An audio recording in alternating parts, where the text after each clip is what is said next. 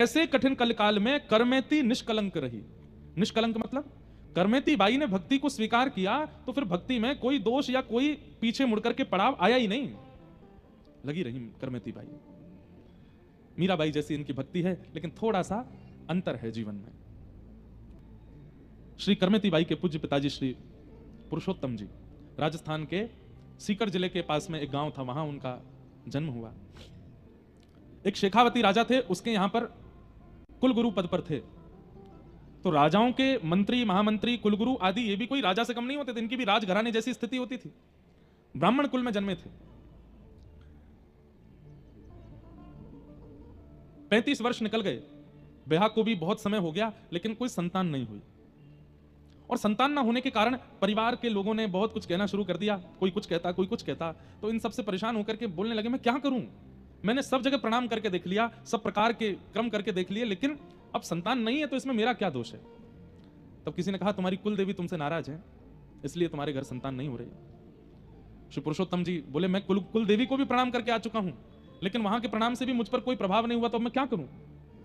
तो किसी ने कह दिया, बोले कि तुम जिद के साथ जाओ कि अगर देवी आपने मेरा ये काम नहीं करवाया तो मैं ऐसा कर दूंगा, जबकि ये नहीं होना चाहिए, गलत है। जब हमने ग्रंथ में भी ये भाव पढ़ा तो हमने ये बात पहले ही सोच ली थी कि हम सबको बता के चलेंगे कि ऐसा कभी नहीं करना चाहिए आज के कलिकाल में। तो और विशेष रूप से एक बात बताएं, देवी के उपासक, शैव उपासक ऐसा कर सकते हैं, करते होंगे, पर प्रिया प्रियतम के उपासक ऐसा कभी नहीं करते कि हे प्रिया जी, हे श्री जी, अगर आपने ऐसा नहीं किया तो मैं ऐसा कर दूंगा। नहीं, एक बात बहुत ध्यान से सुनिएगा, हमारे श्री प्रिया प्रियतम वो किशोर हैं। बंधुओं, जिस प्रकार एक कुमार बालक को, एक नवल बालक को, एक किशोर बालक को गंभीर बातें नहीं बताई जाती, 84 कोस के अंदर अंदर हमारी किशोरी जी और ठाकुर जी नवल किशोर हैं, नवल नागरी हैं। हम उनसे जाके इतनी बड़ी बड़ी बातें कैसे कर देते हैं, हे श्यामाजू, हे किशोरी जी, हमारे जीवन में ये संकट आ गया है, हमारी फैक्ट्री बंद हो गई है, या हमारे बेटे हमारी बात नहीं सुनते हैं, हमारी बहू ऐसा करती है, हमारे पति ऐसे हो गए हैं, हमारे जीवन में ये संकट आ गया है, हमको बहुत बड़ी पीड़ा हो गई है। उनको बताना नहीं है। किशोरी जी घबरा जाती होंगी, क्योंकि वो तो नित्य केली कर रही हैं वृंदावन में, नित्य विहार कर रही हैं वृंदावन में, वृंदावन में सुख लेती हैं सखियों के साथ, अपने प्रियतम के साथ। हम वहां जाके इतनी गंभीर बात करते होंगे तो श्री प्रिया जी संकोच में आ जाती होंगी। नहीं कहना है, राजी रहो, बस आप राजी रहो, आप अपने नित्य केली में, नित्य विहार में प्रसन्न रहो। उनकी प्रसन्नता की इच्छा रखना ही वृंदावन रस प्रेमियों का स्वभाव होना चाहिए। हमें ऐसा लगता है कि जब हम प्रिया प्रियतम के प्रेम सुख का भाव रखते होंगे, वो प्रसन्न रहे ऐसी भावना रखते होंगे, तो प्रिया प्रियतम कहते होंगे, यानी हमको इतने सुखी रहे को भाव रखो है, हम प्रसन्न रहे, इसकी मन की भावना है, हम भी तुमको आशीर्वाद दे रहे हैं, तू भी प्रसन्न रहे। लेकिन करमेती बाई के पिताजी ने अपनी कुल देवी कहकर के गए, अगर मुझे कुल देवी ने संतान रत्न नहीं दिया तो मैं अपने शीश की बलि चढ़ा करके आऊंगा चरणों में। इस संकल्प के साथ जब निकले, रास्ते में ही एक दिव्य स्त्री का दर्शन हुआ। दिव्य स्त्री, उसको देख करके पुरुषोत्तम जी बड़े आश्चर्यचकित हुए। बोले, मैं बहुत लोग देखे, पर आप कुछ अलग जैसी लग रही हैं, आप कौन हैं। बोले, हम तुम्हारी कुल देवी हैं। पुरुषोत्तम जी बोले, आप मेरी कुल देवी हैं। बोले, हाँ। बोले, कुल देवी का दरबार तो अभी बहुत दूर है, आप बीच मार्ग में ही मुझे दिख रही हैं, मैं नहीं मानूंगा आप कुल देवी हैं। यदि आप कुल देवी हैं तो मुझे कुल देवी के रूप में दर्शन दो। अष्टभुजी देवी भद्रकाली प्रकट हो गई वहीं, और प्रकट होकर के बोली, क्या चाहिए तुम्हें, क्यों संकल्प लिया है, क्या बात है। सोच के तो मैं आया था कि आपसे संतान की कामना करूंगा, पर आपके दर्शन करके अब कुछ इच्छा प्रकट हो नहीं रही है। जाओ, 4 पुत्र होंगे तुम्हारे, 4 पुत्र जन्म लेंगे तुम्हारे यहां, जाओ। मैंने तो एक संतान की कामना की थी, आप 4 पुत्र कह रहे हैं। बोले, हमारा मन है कि तुम्हारे यहां 4 पुत्र हो, जाओ, जन्म लेंगे 4 पुत्र। पुरुषोत्तम महाराज कहने लगे, आपने 4 पुत्र की वरदान दे दिया, पुत्री का नहीं कहा। ऐसा भी हो सकता था 1 पुत्र हो जाए, 3 पुत्री, 2 पुत्र 2 पुत्री, आपने 4 पुत्र के लिए कहा। पर मेरी एक परम इच्छा है कि जब आप 1 से अधिक देना ही चाहते हैं तो 1 पुत्री और दे दीजिए। ये बात सुनकर के वो देवी थोड़ी प्रसन्न हो गई। बोले, आज के कलिकाल में पुत्री की कामना करता कौन, लेकिन तुमने मुझसे पुत्री की याचना की है। हाँ देवी, मुझे पुत्री चाहिए। ठीक है, 4 पुत्र होंगे, वंशवर्धन करने वाले होंगे, धन वर्धन करने वाले होंगे, ऐश्वर्य वर्धन करने वाले होंगे, तुम्हारे कुल का उत्थान करने वाले होंगे, लेकिन 1 पुत्री होगी, परम भक्त होगी, और ऐसी भक्त होगी, तुम्हारे पुत्रों के, तुम्हारे नाम से तुम्हारे पुत्र जाने जाएंगे, लेकिन ऐसी पुत्र जन्म लेगी कुल में जिसके नाम से तुम जाने जाओ, जिसके नाम से पूरा कुल तुम्हारा जाना जाएगा, तुम्हारा पूरा सर्वस्व जाना जाएगा, ऐसी पुत्री तुम्हारे यहां जन्म लेगी। आनंदित होकर के पुरुषोत्तम जी वापस लौट करके आए। धीमे धीमे 4 पुत्र हुए, और 4 पुत्रों के बाद 5वीं पुत्री गर्भ में आई। अच्छा, एक बात तो माननी पड़ेगी, देवी आराधन और महादेव का आराधन किया। कृष्ण भक्त भी, हमारे वृंदावन के भक्त भी नवरात्रि का व्रत किया करो। गोपियों ने नवरात्रि व्रत किया था, उसी के बाद महाराज हुआ, और उसी में ही कात्यायनी मैया से मांगा था कि कृष्ण हमको पति रूप में मिले। कात्यायनी मैया की कृपा से शरद पूर्णिमा पर रास बिहार हुआ।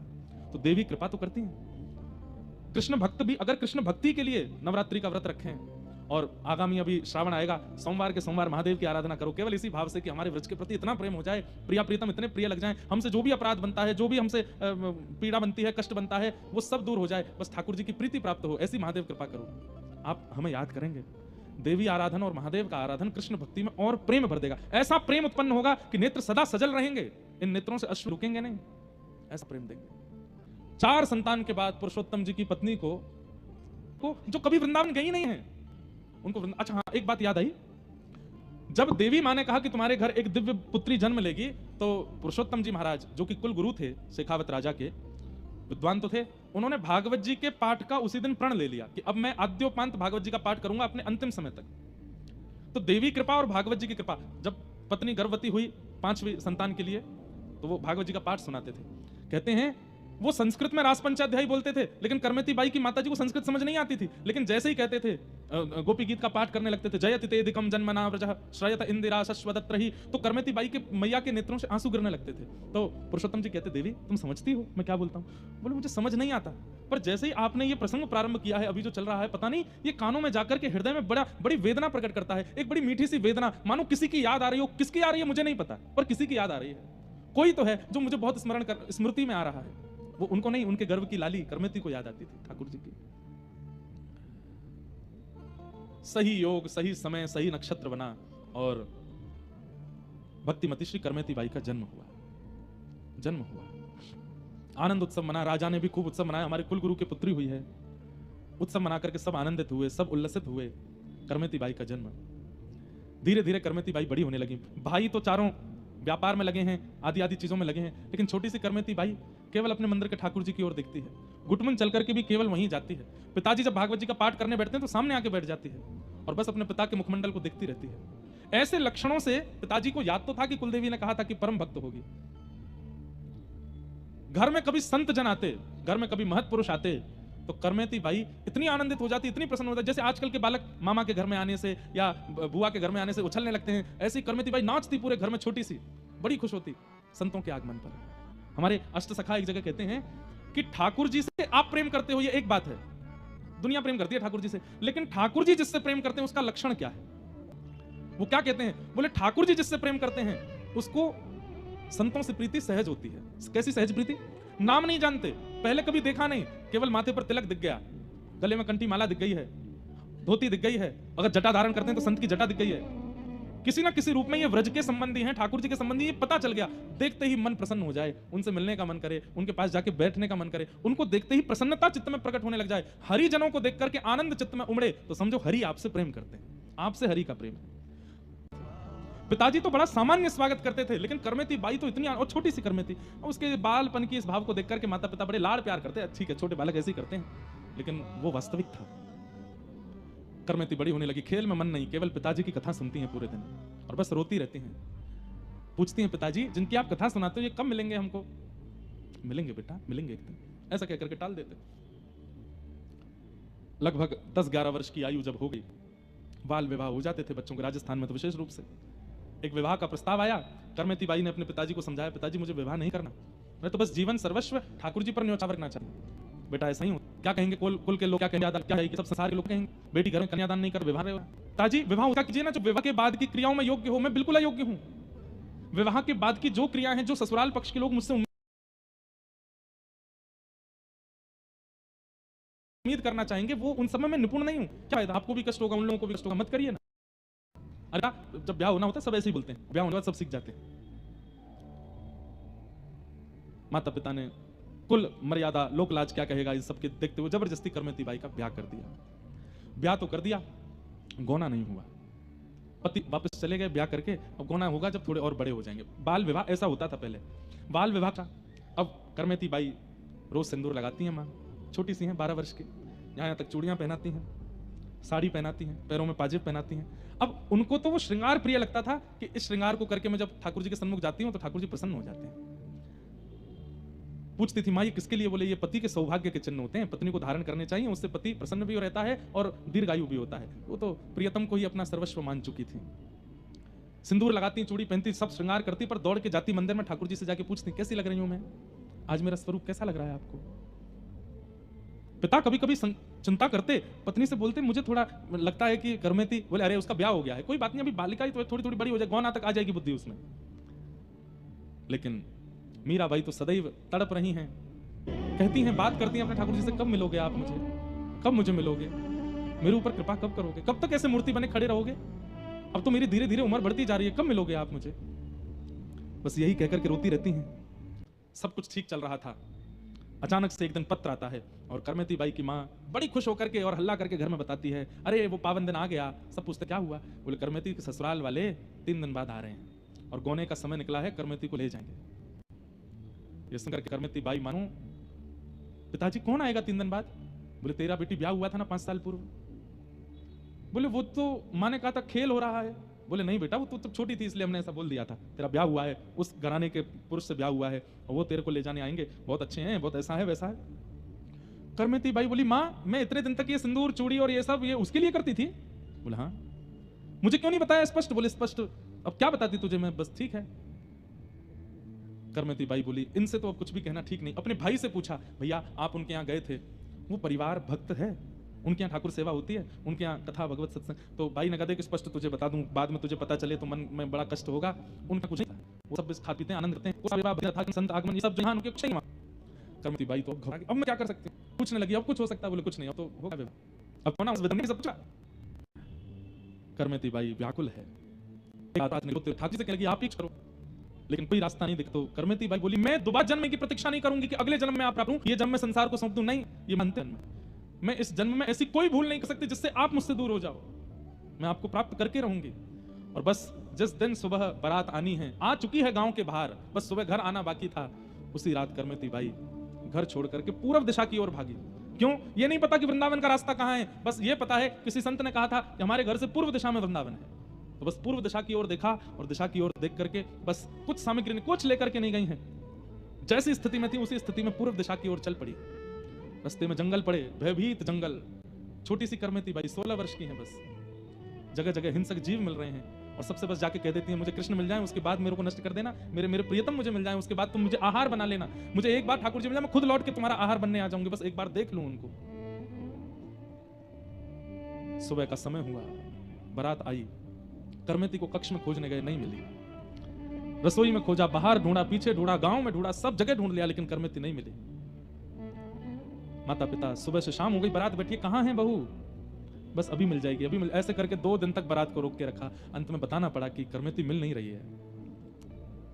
शेखावत राजा जिनके कुलगुरु थे, उनको पता चला कि पुत्री घर में मिल नहीं रही है। पिता ने कहा मुझे एक ही संशय है, बोले कहा वो वृंदावन गई होगी, वो श्याम सुंदर से बहुत प्रेम करती, पर हमें लगता था ये उसका बालपन है, हम थोड़ी जानते थे कि वो इतनी तन मन धन से न्यौछावर हो चुकी है। हे राजन आप रक्षा कीजिए, मेरी पुत्री ढूंढिए। सेना लगा दी, बोले ढूंढो, उस सेना को लगाया जो बड़े बड़े युद्ध में जाती थी कि ढूंढ के लाओ, हमारे कुलगुरु की पुत्री को ढूंढ के लाओ। करमेती बाई भूखी प्यासी बस पूर्व दिशा की ओर, यही पता है पूर्व दिशा, उसमें नदी कभी आ जाती है तो बेचारी नदी पार करती हैं, कभी घने जंगल आ जाते हैं तो उसको पार करती हैं, कभी कुछ और पड़ता है, गांव पड़ते हैं तो छुप छुप के वहां से निकलती है, बस पूर्व दिशा नहीं छोड़नी, यहीं रहते हैं श्याम सुंदर, यहीं वृंदावन। क्या समझ में आया अब तक की कथा सुन के? करमेती बाई को प्रेम हुआ ठाकुर से, ठाकुर जी को प्रेम हुआ है करमेती से। प्रेम तो मुझे भी है, आपको भी है, पर हम ऐसे व्याकुल नहीं होते। ऐसी व्याकुलता, ऐसी तत्परता, ऐसी निर्भयता और ऐसी लगन तो उसमें आती है जिसको ठाकुर जी प्रेम कर रहे हो।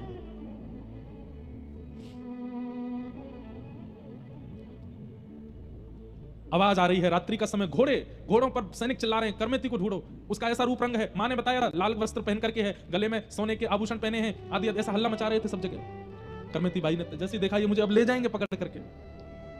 रेगिस्तान था, वहीं पर एक 3 दिन पुराना ऊंट मरा पड़ा था, गीदड़ और कुछ हिंसक जीव उसके भीतर पेट के सब सामग्री खा चुके थे, भयंकर दुर्गंध आ रही थी उससे।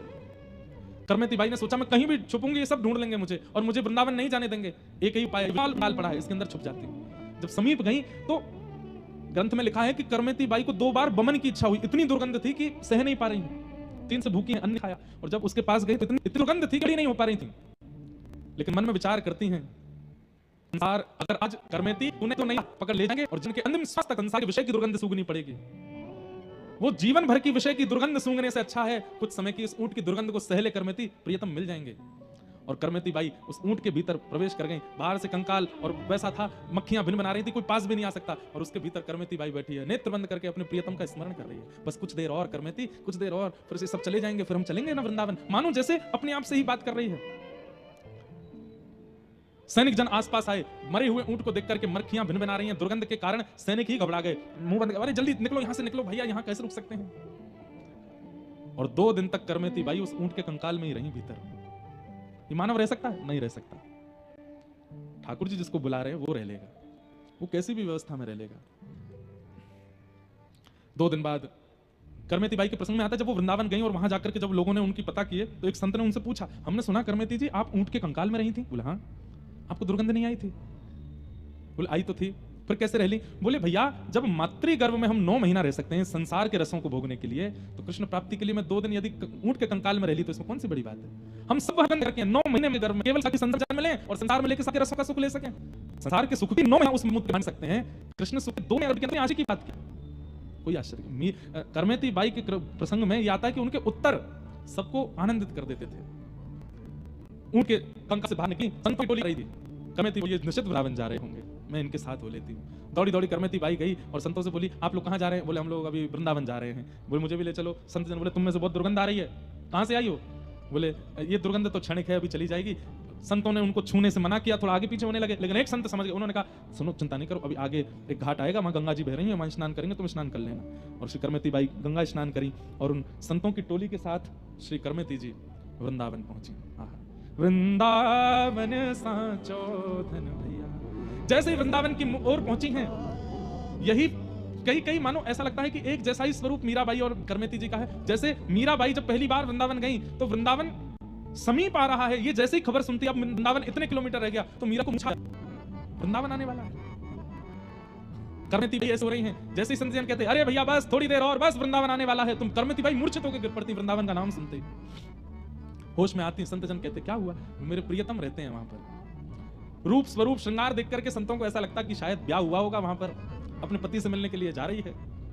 लेकिन सोचते भी थे कि अकेली क्यों जा रही है, इसके साथ कोई है क्यों नहीं। बोले अब हमें क्या सोचना, चल रही है तो चलने दो।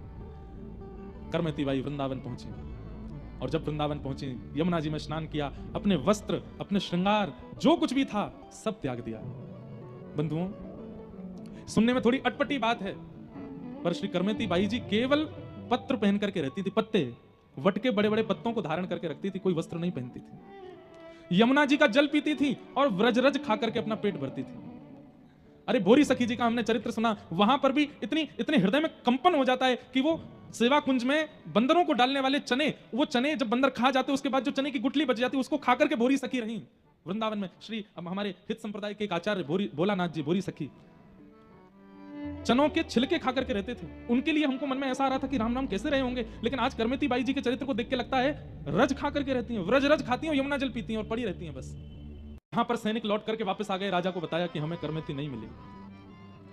पिता पुरुषोत्तम को पता है कि वो वृंदावन में ही हैं और कहीं हो ही नहीं सकती हैं। गए वृंदावन। अब उस समय चित्र तो होते नहीं थे कि दिखा के पूछ लें भाई इसको कहीं देखा, केवल कद काठी बताते हैं, रूप स्वरूप बताते हैं और गहने बताते हैं कि ऐसे गहने पहने हैं, ऐसा ऐसे वस्त्र पहने हैं, हाथों पर मेहंदी लगी है, पैरों में महावर लगी है, आपने मेरी बेटी को देखा। पूरे मथुरा ब्रजमंडल के क्षेत्र में पूछ रहे थे सब जगह, और जब सामने से उत्तर मिलता हमने तो नहीं देखा, बहुत रोते। एक जगह एक महापुरुष मिले, उनसे पूछने लगे आपने मेरी बेटी को देखा? ऐसी है वो, इतनी उसकी कद है, ऐसे लंबे बाल हैं, ऐसा उसका वर्ण है और नेत्र थोड़े से ऐसे हैं, मतलब वर्णन करते। तभी वो एक संत से बात कर रहे थे, वहीं पर एक मेहतरानी थी। उस मेहतरानी ने वो बात सुन ली और कहा, बोले ऐसा कद है, ऐसी काठी है, ऐसा सब स्वरूप है, सब कुछ बिल्कुल, मतलब थोड़ी बहुत बातें उनसे मिल गई। बोले हाँ हाँ ऐसा ही है। बोले मैंने एक लड़की को देखा और भैया उसको देख करके तो मेरे रूह कांप गई थी। बोले क्यों? बोले वो रज खाती है, रज खा करके रहती है, यमुना जल पीती है और श्याम सुंदर का भजन करती रहती है, कभी कभी मंदिर दर्शन करने चली जाती है, यमुना जी के तट पर पड़ी रहती है, पर उसके कोई आभूषण वस्त्र नहीं है, पत्ते पहन करके रहती है। अब पुरुषोत्तम पिताजी कह रहे हैं कि ये मेरी बेटी ही है, लेकिन जब वो स्थिति बताते हैं कि रज खाती है, जल पीती, यमुना जल पीती है और पत्र पहन करके रहती है, तो मन में ये सोच रहे हैं, हे विधाता ये मेरी बेटी ना हो, मैं देख नहीं पाऊंगा उसको ऐसे। कद काठी से तो कह रहे हैं कि मेरी बेटी है, लेकिन जब स्थिति सुन रहे हैं तो कह रहे हैं कि मैं नहीं देख पाऊंगा, ये मेरी बेटी ना हो, कोई और हो, किसी की बेटी ना हो, कोई पिता अपनी पुत्री को ऐसे नहीं देख सकता, मुझे आप ले चलेंगी उसके पास। बोले चलो। एक वट वृक्ष था, उसके नीचे जाकर के वो माँ खड़ी हुई और इशारा करके देखा, अधिकतर यहीं रहती है वो। यमुना जी की बालू है, चारों तरफ घने वन हैं, और पिता ने ऊपर चढ़ करके बड़े कांप रहे हैं कि कहीं करमेती ना हो। और जब देखा व्रज रज मुख पर लगी है, लेकिन सुंदरता इतनी अद्भुत है कि कोई देख ले तो बस देखता रह जाए। ऐसे सुनहरे केश पर नेत्रों में प्रेम नीर बह रहे हैं, मुख से हरिनाम निकल रहा है, पत्र पहन करके बस व्रजरज में लेटी हैं, और देख करके हो गया यही है करमेती। पुरुषोत्तम जी पहले तो टूट गए, देख नहीं पाए, और जैसे तैसे उठ करके देखे और देख करके बोले, ये क्या हो गया मेरी पुत्री को, ये कैसा इसने स्वरूप बना लिया, इसके वस्त्र कहां गए, इसके सब गहने कहां चले गए, अरे बेचारी इतनी दूर से आई है, रास्ते में पता नहीं किसी ने इसको लूट ना लिया हो, कैसा व्यवहार किया होगा, मेरी पुत्री को मैं कैसे देख रहा हूं ऐसे। बहुत साहस करके, हिम्मत नहीं हो रही है, करमेती बाई के पास गए। करमेती बाई उस समय मानसी चिंतन में थी, और मानसी चिंतन में क्या अनुभव कर रही थी कि श्री ठाकुर जी रास विहार कर रहे हैं और श्री प्रिया जी के साथ रास विहार करते हुए करमेती को बुला रहे हैं। लेकिन जैसे ही करमेती उठ के खड़ी होती हैं, वो रास का स्वरूप अंतर ध्यान होता है, रो के फिर से गिर पड़ती हैं, हे श्याम सुंदर मत तड़पाओ, ऐसे मत जाओ, अब तो आ जाओ। बंधु, सदगुरु की याद में, ठाकुर जी की स्मृति में, श्री जी की स्मृति में रुदन चित्त का मार्जन कर रहा है, पवित्रीकरण कर रहा है। इसलिए ठाकुर जी कभी कभी अति विरह भी इसलिए देते हैं तो थोड़ा बहुत भी और जो विषय रह गया वो भी निकल जाए चित्त से। लेकिन उसी समय पिता आ गए, रोती बिलकती करमेती बाई बस रो रही थी, श्याम सुंदर कहां चले गए। पिता ने बड़े धीमे से करमेती जी का स्पर्श किया, स्पर्श करते ही वो भाव साम्राज्य टूट गया, नेत्र खुले, सामने पिता को देखा। अब देखो कैसी विपरीतता, ठाकुर जी की याद में रो रो के बेहाल हैं, लेकिन पिता को देख करके नहीं रोई करमेती बाई, पिता टूट के गिर पड़े सामने। करमेती, मेरी लाली, मेरी पुत्री, मेरी बेटी, ये तेरी कैसी स्थिति हो गई, ये क्या कर रखा है तूने।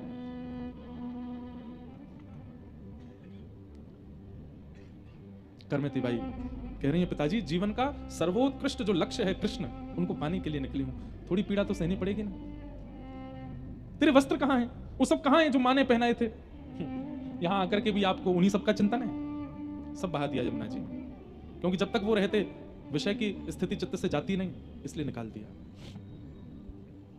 क्यों चली आई तू सब छोड़ करके, यहां पर देख कैसे रह रही है, ये क्या खाती है तू, कहां पीती है, कहां कैसे रह रही है तू।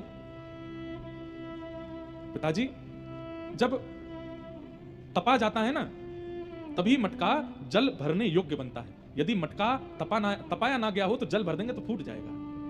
ये वृंदावन है, यहां प्रेम रस सदैव बरस रहा है। उस रस को अपने अंदर समाहित करने के लिए मैं अपने मटके रूपी स्तन को तपा रही हूं, ताकि उस रस को रख सकूं अपने अंदर। कितनी सुंदर बात। और तपाकर जब मटका तपता है, उसमें पानी डाला जाए तो भर जाता है, संचित हो जाता है। करमेती बाई कितना अच्छा ज्ञान दे रही है, वृंदावन में प्रेम रस बरस रहा है पिताजी, उसको धारण करने की सामर्थ्य हर मटके में नहीं होती। कच्चे मटके उस रस को बहा देते हैं, मैं तपा रही हूं ताकि इतनी निष्ठुर हो जाऊं कि वो रस जब मुझ में आवे तो वो संभल सके। मुझे नहीं समझ आता तू क्या बोलती है, कैसी भाषा बोल रही है। करमेती, मुझे बस एक बात का उत्तर दे। बोले क्या, तुझे एक बार भी ये नहीं लगा कि मैंने अपने पिता की नाक कटवा दी, अपनी माँ की कैसी बेइज्जती पूरे नगर में करा दी, बारात घर पर थी और तू भाग गई वृंदावन। करमेती बाई बोलती है, मेरी भाषा आपको समझ में नहीं आती पिताजी, फिर प्रश्न क्यों कर रहे हो। नहीं, इसका उत्तर दे मुझे। करमेती बाई कहती है,